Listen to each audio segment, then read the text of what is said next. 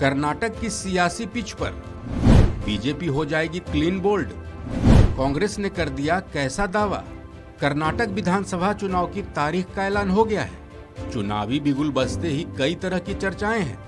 बड़ा सवाल यह है कि कर्नाटक की सत्ता में कांग्रेस आएगी या बीजेपी दोबारा वापसी करेगी। इसी बीच कांग्रेस नेता और राज्य के पूर्व सीएम सिद्धारमैया ने बड़ा दावा कर दिया।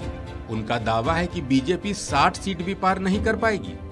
उनका यह भी कहना है कि कांग्रेस को किसी भी दूसरे राजनीतिक दल से कोई खतरा नहीं है, ना ही किसी के साथ गठबंधन किया जाएगा।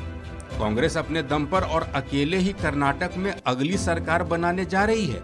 बीजेपी के दिग्गज नेता बीएस येदियुरप्पा ने दावा किया था कि बीजेपी 150 से ज्यादा सीटें जीतेगी। दूसरी तरफ जेडीएस नेता कुमारस्वामी ने कांग्रेस से गठबंधन को लेकर बयान दिया, जिसके जवाब में सिद्धारमैया ने भी बड़ा बयान दे दिया।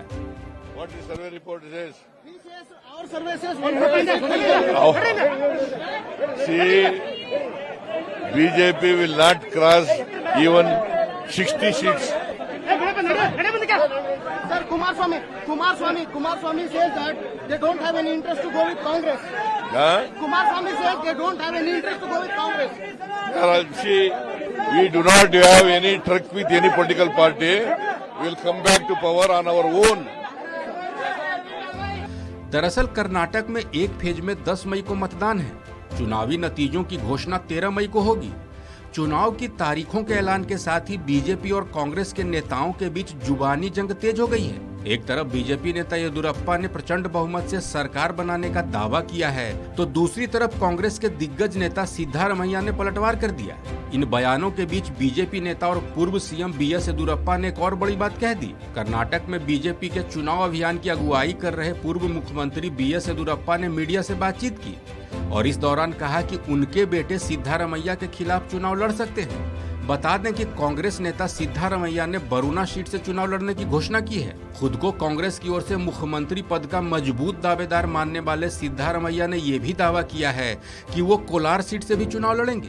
जिसके बाद बीजेपी के सीनियर नेता येदियुरप्पा ने दावा किया कि उनके पुत्र सिद्धारमैया को चुनाव में टक्कर दे सकते हैं।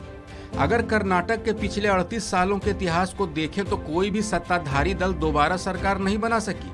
कर्नाटक की जनता हर 5 साल में सत्ता में बदलाव करती है और दूसरे दल को मौका देती है। ये सिलसिला कमोबेश 1985 से जारी है।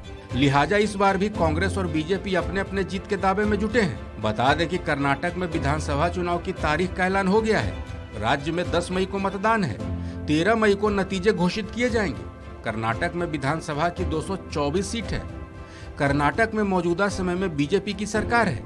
चुनाव आयोग के मुताबिक इस बार के चुनाव में कुल 5,21,73,000 मतदाता वोटिंग करेंगे, जिसमें 2,59,00,000 महिला और 2,62,00,000 पुरुष मतदाता हैं, जबकि 18 से 19 साल के मतदाताओं की संख्या 9,17,000 है।